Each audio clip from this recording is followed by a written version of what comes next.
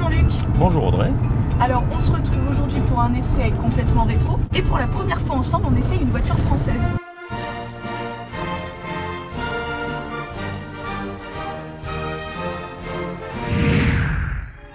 Enfin, le clou du salon est sans contredit la DS. Ligne hardie et visibilité panoramique. Vaste main d'arrière. Plus de pédales d'embrayage. Il n'y a pas de pédale d'embrayage. Il n'y a pas de pédale d'embrayage. Alors ça fonctionne comme une boîte automatique. Ouais, mais c'est pas une boîte automatique. Mais c'est pas une boîte automatique parce qu'on passe nos vitesses. D'accord. Alors ce modèle, il est resté pendant 10 ans quelque chose de vraiment très particulier. Mais c'est vrai que même aujourd'hui à essayer, c'est quand même un plaisir parce que bon, on a une boîte semi-automatique, une direction assistée, une conduite qu'on retrouve dans très peu de voitures. Ce modèle, il est de 1965. Donc on est sur un cabriolet carrossé par Chaperon. C'est vrai que c'est...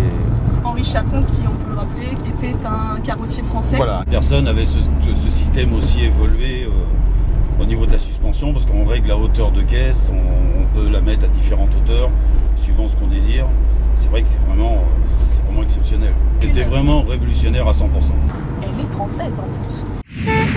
À l'avant, ce véhicule, moi j'avais le souvenir que sur les dernières DS que j'avais vues au salon Rétromobile, les phares, ils n'étaient pas comme ça. Alors là, on a des longues portées additionnelles devant. Et bon, on a la finition Chaperon. Donc là, on a des chromes qui sont différents, qui sont uniques au cabriolet. Voilà. Ça, puis la fameuse signature. Et la signature, Henri Chaperon, la signature du carrossier qui est toujours là.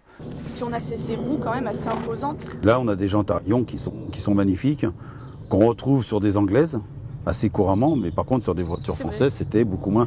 Ça faisait partie de la finition luxe. Là, on a un moteur classique, on a un 2,2 litres carburateur, bon, donc on a quelque chose qui est assez classique.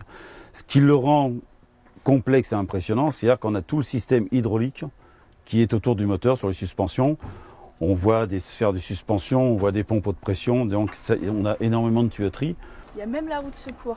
Comme on le disait, sur celle-là, on n'a pas besoin de roue de secours finalement. Elle peut rouler à 3 roues. Ça fait partie du mythe des publicités Citroën, de montrer la voiture avec une roue en moins et qui roulerait toujours à plat. Alors, à l'intérieur, la première chose qui frappe, c'est ce volant, une branche. Il fallait que tout soit novateur.